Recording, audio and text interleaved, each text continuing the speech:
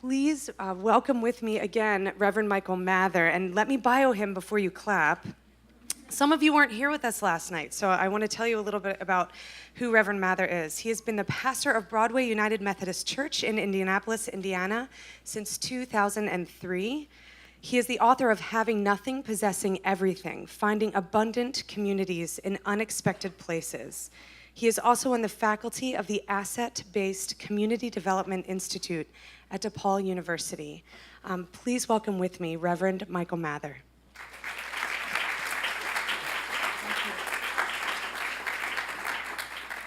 Thanks again for the chance to be here with you all. Because some of you weren't here last night, I'm going to do what I hope will be a 2-minute foundational thing so I can build off of what I did yesterday a little bit. So I hope that's all right. Yes, I've been at the church I am now since 2003, but it's my second time there.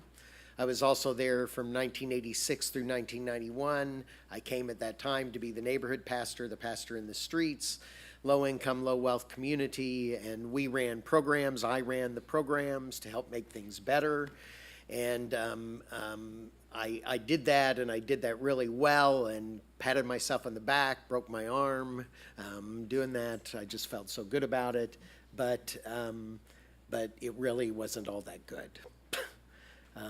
And so I started to change my perception from scarcity to abundance. Instead of looking at people's needs, looking at people's gifts.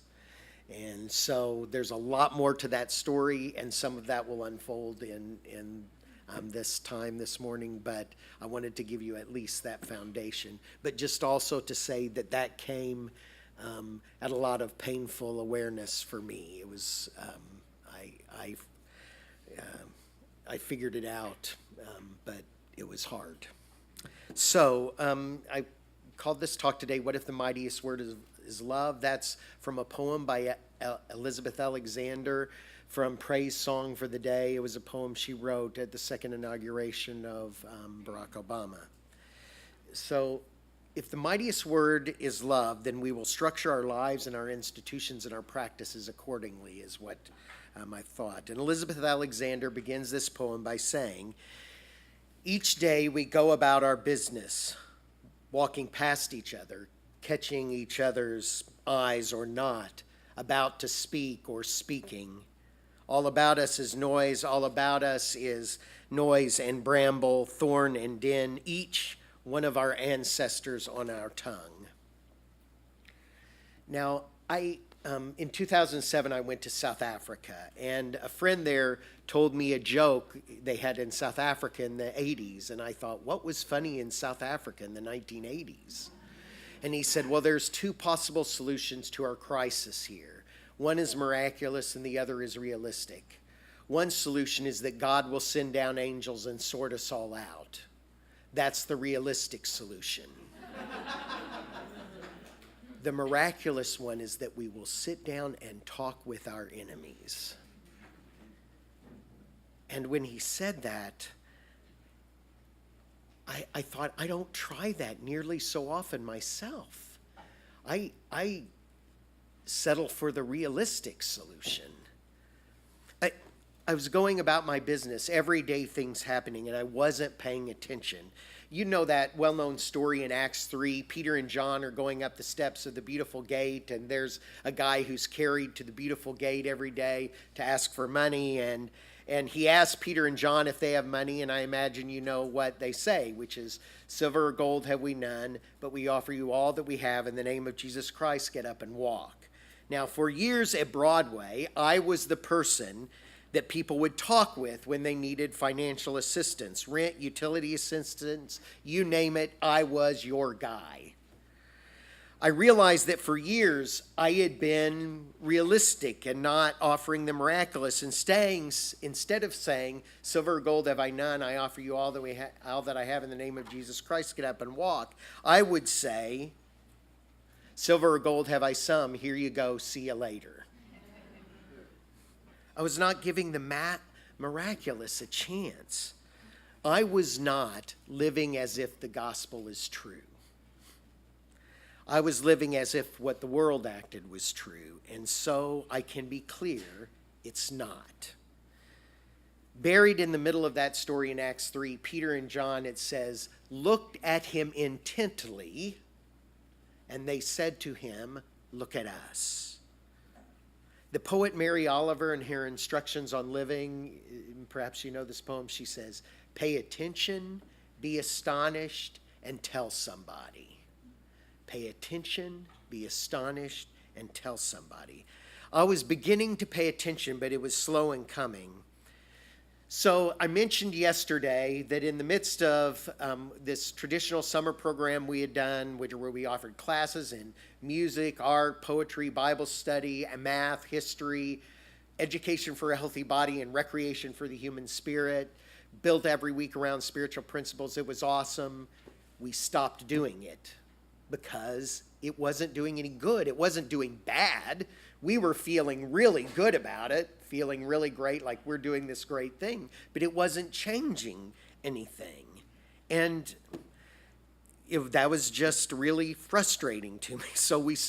So I mentioned yesterday that we started this thing where, I heard once somebody talk about this discernment by nausea. When you know something needs to change, but it's not going to go well, And we got people together in March of 2008 and said we aren't going to do the summer program anymore. Why not? Well, because it doesn't do any good. It doesn't do bad, but it's not really doing anything. And it's not what we actually believe. We're offering classes to people because we think people are needy and don't know stuff, rather than actually believing that people have gifts in abundance. Now, I want to say that the hard thing about starting was not about starting a new thing. The hard thing was about giving up the old thing. And this is true in churches, period, right? The hard thing is that you come back from a conference and you have all these great ideas you're going to do, right? Except we don't have unlimited time. And what do you do when you're already busy doing all the things that you keep busy doing? So I had to think about this a new way, and stopping doing the summer program was hard. So people would come to me, people in the church would complain to me. You shouldn't have stopped doing this. People in the neighborhood complained to me. How come we aren't having this program every day, 250 young people every day, 9 to 5? And I would say to people, well, if you want to do the old thing, that's fine. Do it.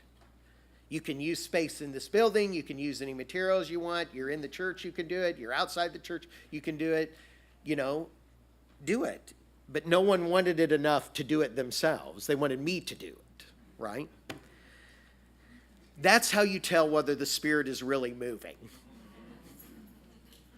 My friend Diamond Hargis, who we talked about yesterday, the roving listener, this lay person in our church who's amazing. And one of the things he always says is, Mike, you have an opinion about nearly everything. That's true, and I assume I'm not alone in this room about this. And he said, but you'd only do something about a few things because you're finite. You only have so much time. So he would ask me, what do you care enough about to actually get up off the couch and do? And all of a sudden this was helpful because I would often do surveys in communities like, what do you think the church should be doing? I would do surveys in the congregation. What do you think the church should be doing? You know what? Now I don't care. Really. I don't care about what people think the church should be doing. I care what people will actually get up off the couch and do. What people care about enough. So we hired young people who live in our neighborhood, and we paid them to meet their neighbors. And they did 3 things. They named the gifts, talents, dreams, and passions they saw in the lives of their neighbors. They laid hands on them and blessed them. And they connected them to other people who cared about the same thing. So we called it Name, Bless, and Connect. As they met their neighbors, all of a sudden we began to see things that were always there but had been invisible to us. We saw teachers and healers. We saw artists and gardeners. We saw writers and poets and dreamers and musicians. Now, when we did this, I told you we made this decision in March of 2008. The reason I tell you that is because in Indianapolis, when you write grants for funding for the cool stuff you're doing, you write it in December before the summer program starts, right? So we had written a grant in December saying, we're going to be doing the same old thing. Would you support it? And they had said yes. And now it's March and we're not going to do it anymore. And we didn't tell them. Actually, we didn't think about it. It wasn't that we, it was, this is what we're doing now. Instead of paying people from outside our community to come in and teach classes and do stuff, we're going to pay young people, our neighbors, to go out and meet their neighbors. So we had hired Dwayne Carlisle as the pastor for children and youth and families at Broadway. He was a lay member in our church. We told him we'd hire him to do this if he would start going to seminary. I know that seems unnecessarily cruel, but we did it anyway. But this is the thing, and this is why they asked me, I think, to come talk to you. What we said to Dwayne about this was, if you start a youth group, you're fired.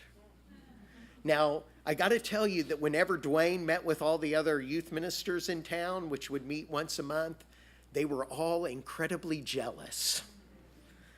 But it was a difficult thing to get through to the imaginations of the personnel committee at the church, for example. We talked it through. The older folks on the committee had children who'd grown up in the youth group at the church, right? And most of those young people had not stayed in the church, either in our church or wherever they had landed. Younger people on the personnel committee didn't imagine that young people had a lot of time for youth group. So once they got past the idea of actually not doing one, when they thought about it on a practical level, they allowed that they would be okay with this. But it changed our life and practices of our church, and it changed the summer program. Young people, we thought, had something valuable to offer, and we were willing to pay for it. I remember somebody said to me, "Why are you paying for this?" And one of the young people who was in the meeting looked at the person and said, "Well, you get paid for what you do, don't you?" I was like, "Well, yes." Well. So the summer started, and we weren't thinking about much except starting to do things in this new way. So we hired the young people and sent them out to do this work. A week into the program, we got a call from the funder. "We want to come see what you're doing." Dwayne called me in a panic. "We aren't doing what we said." "Well, what do you want to do? Do you want to stop this and start the other? And we can't get it done in the time before they're coming in. You believe in what we're doing, don't you?" Yes. "Well, we'll just have to do it." So the funder shows up, and there's a group of young people to meet the funder, and there's a couple of other people from the congregation and parish and community, and the funder's like, "Mr. Smith," his name's Mr. Smith. And Mr. Smith says, No, I only want to meet with two of you. I want to meet with Dwayne and one other person. And they said, "No, you need to meet with all of us because you need to hear this story." So they take him in the room we call the Loaves and Fishes room. And in that room, there is on the walls Post-it notes, brightly colored Post-it notes. And on each of the Post-it notes, the young people have written the names of a person, a neighbor that they have visited, and the particular gifts of that person. But there's only one gift per Post-it note. So if they met somebody and they found several connections and gifts, they multiplied that. So they had all these Post-it notes up on the wall in this Loaves and Fishes room. And so they're sitting in there, and they explain to Mr. Smith what's going on. And then the young people say, "Well, we've got to go because there are people expecting us to come by." And Mr. Smith said, "Well, I want to go with you." So he goes with them. And the first house they stop, they knock at the door. This older woman answers, and she looks at Mr. Smith, and she says, "Bill." And he says, "Yes." And she said, "Don't you remember you went to school with my son Aaron? You played on the basketball team together." He said, "Oh, my God." So they start visiting, and they visit and have a good time together. And then they go on to the next house and the next house. And then they come back to the church, and he sits down with the young people in the room, and he talks with them about what they're doing and what they're learning. And then he asks to go talk with Dwayne. And Dwayne says, Mike, would you come sit in with us? Sure, I'll do that. So I come in and sit there, and 10 minutes in, Dwayne says, Mr. Smith, I know this is a little different than what we wrote in the application. And Mr. Smith closes his book and looks up and says, Dwayne, this isn't a little different. This is completely different than what you wrote. And he said, I got to tell you, I've been doing this work for 17 years for this foundation. And I've never seen anything quite like this. And I've worked in public education in this city for 30 years, and I've not seen anything like this. And I see really excellent summer programs that work with 10% and 15% and 25% of the community. But what you all are saying is every single person is important. Wow. Yes. Okay. Yes. Great. Yeah. So he said, I'm going to go back and talk to the funder about this, but I think we should start using this as a way to think about what we're doing in our communities. And can we come visit you a little later this fall and take a look at it? Sure. So the funder calls, they set up a time, and myself and a couple of the other young people take the guy from the funder around the community. And we walk around and talk with him about what we're doing. And he says, now we think we really like this, but we are a little confused about it. So could the three of you come back and talk with us about a week before we have the adjudication meeting in January so that we can help figure this, just have it clear in our minds when we're meeting about this? Sure. So we come to the meeting in January, and we spend about an hour there, Jada and Jalen and me, and we get up to leave after an hour, thank them for the meeting, and he said, well, I have one more question. We said, okay. He said, what if we gave you more money than what you asked for? And we said, well, that doesn't come up very often, and you're going to have to be more specific. And he said, well, what if we gave you $20,000 more than what you asked for? And the young people said, well, we could probably do this and this and this and this. And he said, well, could you also do that? And they said, well, we could probably do that too. And he said, well, okay, we'll get back with you. So 3 months later, he sent a note to us saying that they were giving us $17,000 more than what we had asked for. Again, not our common experience. And we didn't do this. We didn't do what we did in order to find more support or anything. We did it because we wanted to do something that we actually believed in, that was built on the gifts of people and the people around us, that the abundant life was around us and among and in that community richly, and we had to act like it. Man, those young people know how to build social capital. They talked about bringing together neighbors, old and young, with people outside the neighborhood who cared about the same things, so they'd get cooks together.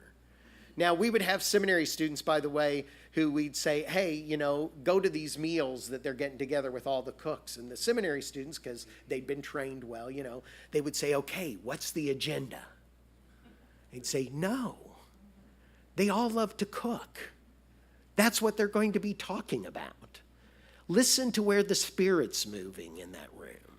Listen to where the energy is, who's making connections, and then let's talk about that. Gardeners got together, and they bragged about who grew the biggest tomatoes and how. People who love computers got together and talked about, well, whatever it is that people who love computers get together and talk about. And that is social capital. Across all sorts of lines. It is a gift that the church has, right? We have people who love and care about things. Communities have people who love and care about things. Why can't we talk together, not about the things that are wrong with us, but the things we love, the things we care about? So we talked about this some more, and those young people did it some more, but I want to talk to you about then what happened next summer as a result of their working this. So they did this again the next summer, the second summer, and we were making a lot of mistakes with this, right? But we didn't know what we were doing, and we're completely making this up as we go along. And so we do this a little bit into the summer, and it goes into the fall, and I get a call from the State Department of Health. Now, when you are the pastor of a church and you get a call from the State Department of Health, it is usually not a good thing. And they said to me, we need to meet with you all this afternoon. Why? I said. Well, we'll tell you when we get there. Great. So they came at 1:30 in the afternoon. We sat down with them and they said, we've been investigating you all for the past 4 months. Okay. Again, not sounding so good. So what? And they said, our job as the Indiana State Department of Health is to make our communities more healthier, and we haven't been doing a good job. But we've been investigating you all, and what you all do actually makes communities healthier. And we just got $250,000 from the Rockefeller Foundation. We'd like to give it to the young people to build on their work. Now, and we said, well, we can talk. But one of the problems, there were problems with this, I can tell you, because the way they talked was not the way we talked. And I remember, because we'd have to always schedule these things for after school hours, right? And we'd go, and they'd be talking about stuff, and it wasn't what we were talking about. So we invited a friend of ours. She was a young scholar who now teaches at Montclair State University here in New Jersey. Her name's Tamara Leach, and she's amazing. And she said, I'm a translational scholar. So we asked her to come translate for us. So she would sit in the meeting, and she would see when we were getting so frustrated we were going to walk out, and she'd walk up to the board and say, here's what you all are talking about, to the State Department of Health, and she would draw it on the board and use their language. Here's what these young people are talking about. You want to do what they're talking about, and this is why. And we'd stay. So now we have a rule, and I talked about this yesterday in the lecture last night, is that in our place, one of the rules is that money always flows into the hands of our community. Because yesterday I talked about this thing, which we can't go into today, about the 5 rules to keep from being the agent of the devil in the middle of the church. But one of those rules is don't give poor people services, give poor people income, because poor means people don't have money. So we got this $250,000. We kept none of it. All of it went into the hands of these young people, and they decided what was going to happen with it. So what they did was they hired more young people, more of their neighbors. They paid themselves a little more, legitimate, right? Their work had been recognized in it. They paid 60 of their neighbors to come together at the end of the summer to have a conversation together for 2 days. Some of them had to get off work, and they thought it only fair that everybody should get paid for those 2 days of being together. They paid one of their neighbors $5,000 to be the keynote speaker. $5,000. They paid. Not that I'm feeling bad about this or anything. They paid this neighbor. She was 92 years old. And I want to tell you what she said to begin the conversation. She got up and she said in front of this gathering, I'm 92 years old. Most of you know me. I've lived in this neighborhood for the last 35 years. Both of my adult sons have died in the last 10 years, one of them from cancer. And I spent a lot of time with him the last 6 months of his life as he died from cancer. And in the last 6 months, one of the things I learned is from the time he was 9 years old to the time he was 12 years old, he was sexually abused by a female relative in my family. And I thought I was a mother who was on top of things. And I want to say to everybody in this room, pay attention to your children. That's how she started. Do you know how it then opened up the conversation between people? Then people talked about real things, about real life, opened up to each other, care for each other. Well, they also took some of that money and they paid 20 of their neighbors. So I told you about Tamara Leach. So Tamara Leach had got the Indiana University, Purdue University School of Public Health to oversee this, to give a report to this Indiana State Board of Health that we didn't know how to write because we're a church. and so they hired 20 of their neighbors to work with the graduate students and professors at IUPUI in order to walk alongside them, learn what they were doing, and also help them in what they were doing. Out of that, several of the people that worked with those graduate students and professors got hired by the university. Those young people understand social capital. This is what brings change. This is how things happen. So they did that. These young people did that. And I want to pause here for a moment and say that one of the things that have been clear to us and why we said to Dwayne, if you start a youth group, you're fired, is because, so do any of you know how Methodist Hospital in Indianapolis started? Probably not, right?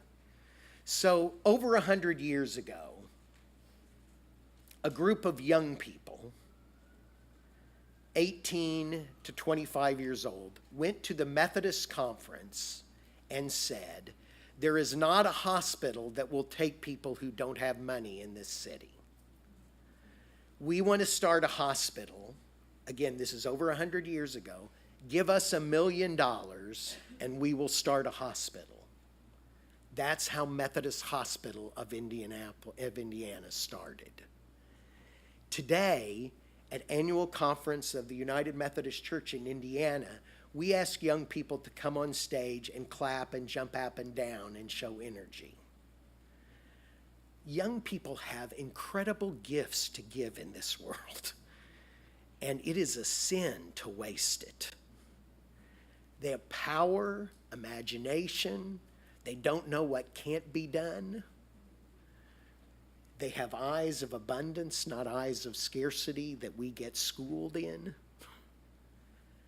And so that's why. So, and these things were kind of going on at the same time, this hiring young people from our neighborhood to meet their neighbors and not doing youth programs. So what did we do instead of doing, youth groups? So what we did was we gathered meals around young people, individual young people in the life of the congregation. So what that meal looked like was a young person would have a meal, and if that young person had a home, which not all the young people did, it would be in their home. If they didn't have a home, it would either be in somebody else's home or in a restaurant, but it was never in the church, because if it was in the church, it changed the conversation. So we held it mostly in people's homes. The family of the young person had to come. The young person could invite whoever they wanted, young or old, it didn't matter. We still do this, so other people would come to the meal. Then we would usually think about who are 2 or 3 or other people who would come to this. And then what happens is after we eat the meal, we ask everybody in the room to go around the room and tell that young person what gifts they see in that young person's life. And then after we do that, we ask the young person to share what their gift, what their sense of calling is in the world, what they think they're going to do with their one wild and precious life, right? And then Dwayne turns around and asks the other people in the room, does anybody here have anything they want to offer to the gifts of this young person? And then after those are named, the young person comes to the middle of the room and we lay hands on him or her and we bless them. And that's what we do instead of youth group. And that's what the young people do at the beginning of every summer with each other. They hold individual meals. Before the first week is out, there are like 25 meals in homes in the community, lunches and dinners, where we gather and celebrate the young people who are working in the summer program. And we do the meals the exact same way. And we celebrate that because that's what they do. I told you about name, bless, and connect. That's what they do. That's how they name, bless, and connect, right? Is they do that by celebrating these gifts when people come together. By the way, at the governing council meeting of Broadway, we asked like 2 of the young people to come, Montel and Grace, who were two of the people who had the first meals at their place, and they came and talked with the governing council about it. And after they were done, people turned and were like, why are we just doing this for young people? And it took years, but 2 years ago, we started doing it also for shut-ins. And also, so now other people are saying they want it done for them, and well, they need to figure that out. But yes, trying to create this culture of how do we recognize the abundance. Again, I'm not talking about wearing rose-colored glasses. I'm talking about paying attention to where the gifts in the room actually are, where people are gifted and where they have something to offer. And then we work our way past the roadblocks to that by building on those gifts that are around us. In Luke 6:38, Jesus says, give and it will be given to you, good measure, pressed down, shaken together, running over, will be put into your lap. For with the measure you use, it will be measured back to you. So I'm going to give you 2 examples of these meals. So I told you about Montel. So Montel had been, his grandmother had got a letter the second semester of his freshman year in high school saying, consider this a certificate of completion. We don't want him back at school. This was a letter from a public school saying he's never going to be able to drive a car. He's never going to be able to figure out this, that, or the other. I mean, they just had this listing of all the things he couldn't do. So around this time, there was a meal held for Montel. And Montel talked with the people who went around the room. So his grandmother was there, his grandmother who he lives with. So his grandmother talked about how every morning Montel gets her up, gets her clothed, washes her, gets her in her wheelchair, and gets her out and going into the day. This is a person the school says can't learn anything. It's crazy. So the people around the room, they talk. Then Montel talks about what he wants to do, and Montel says, I love old people. And I want to spend my life making sure that old people have meaningful lives. And whatever way I can do that. And people around the room said, 4 people said, Montel, we will meet with you regularly. 2 of them lived within a block of Montel, and 2 of them lived in other parts of the city. We will meet with you every month, pray with you, bring our connections and help connect you with people we know who care about and love old people as well, and we'll see what can happen. By the way, that was over 10 years ago. Montel is a CNA now, and he does a lot of really good work, and he still lives about a half a block from the church. The other person I want to tell you about is Jasmine. And Jasmine, she was in middle school when we did this with her, and Jasmine talked about how she loved to sing. Which her mother knew because they would ride together in the car and they would sing together along with the things. And her mom said,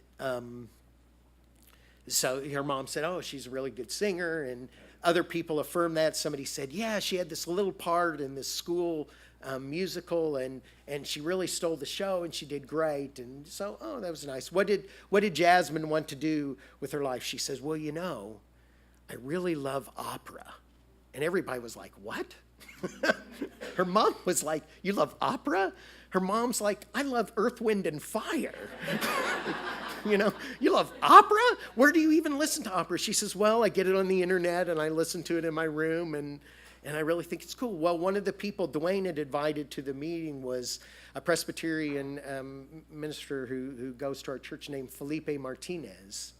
And Felipe sings in the Indianapolis Opera. But we didn't know she was going to say this. And Felipe says, can I give you a tour of the opera? And you know what? I think there's this duet that's just for voices like ours. And why don't we sing this in church in 3 weeks? You and I sing this duet. And then she came to the middle of the room and we laid hands on her and blessed her. I mean, we build everything we do around the idea that if the mightiest word is love, then that's what we should pay attention to. Always, always, always. So I wanted to read to you another line of this poem Elizabeth has. Some live by love thy neighbor as thyself, others by first do no harm or take no more than you need. What if the mightiest word is love?